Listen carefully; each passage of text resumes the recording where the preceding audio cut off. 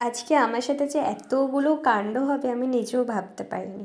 দেখো আমি যেখানে থাকি না ওখানেই একটা সামনেই খুবই সামনেই একটা বিচ আছে। তো খুবই সুন্দর বিচ।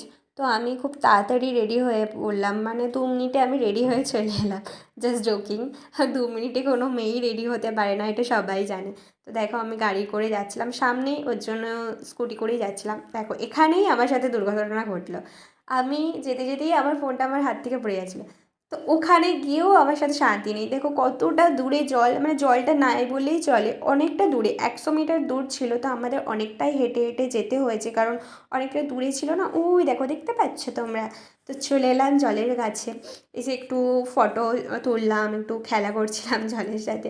কারণ অনেক দিন পর সমুদ্রে এলাম। তো আমি প্রায় ছোটোবেলায় দীঘা গেছিলাম, পুরী গেছিলাম দাদার সাথে। তো অনেক দিন পর এলাম, তো একটু ভালোই লাগছিলো। এখানে দেখো আমার সাথে আর একটা ঘটনা ঘটে গেল।